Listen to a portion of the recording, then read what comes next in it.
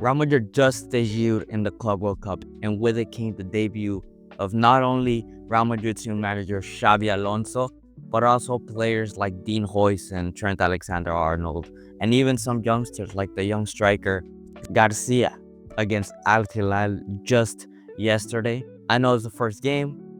I know Xabi Alonso just had a couple weeks with the guys, maybe even less, because of traveling and logistics and all of that. But we already need to have a talk about this team.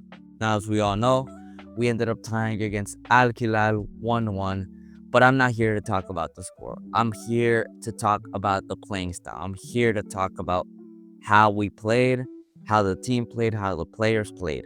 Now, as I said, Xabi Alonso's tenure just started. However, I do have some concerns that I saw in this game that I hope as the tournament progresses and next season I won't need to be concerned about these issues. But first of all, let's cut Xabi Alonso some leeway. Nearly half of the team is completely gone. I mean, Rudiger's out, Camavinga's out. Literally, pretty much every single player is out. But I did see some.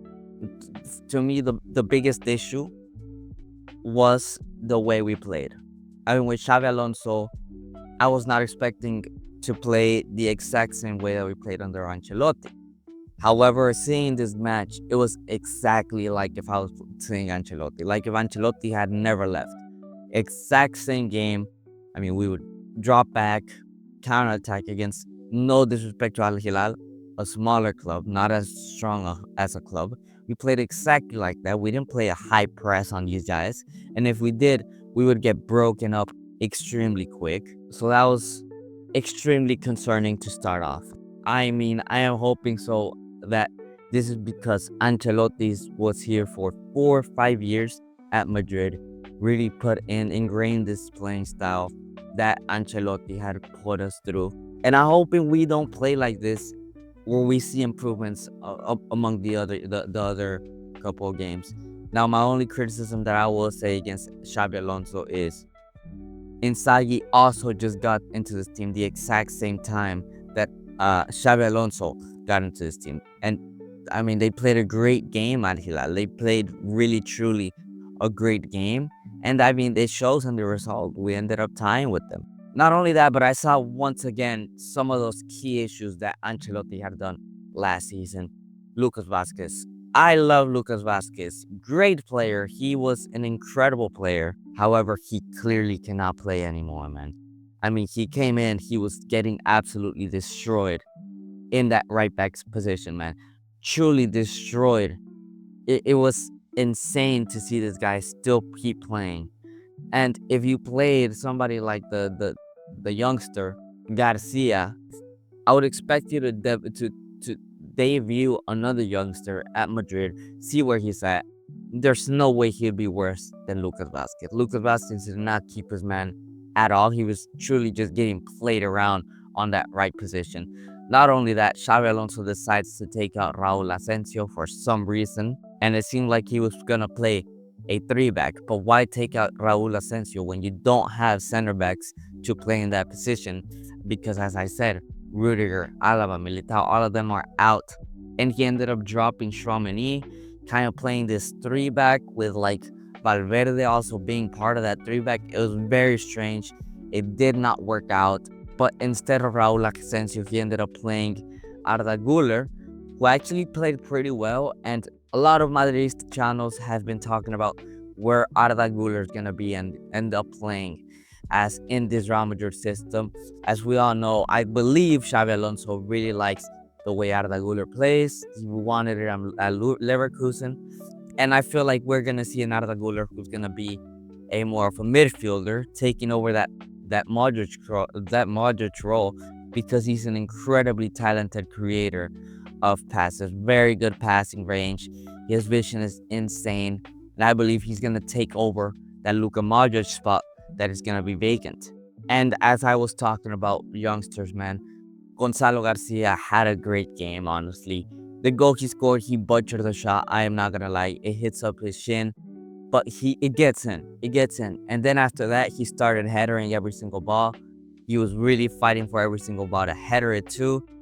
She had a couple close calls, but Bono was just there in the back net. He's an incredible goalkeeper. I cannot believe that guy is an Al Hilal. I mean, Manchester United is looking for a goalkeeper. Maybe they should go get Yassine Bonner from Al Hilal.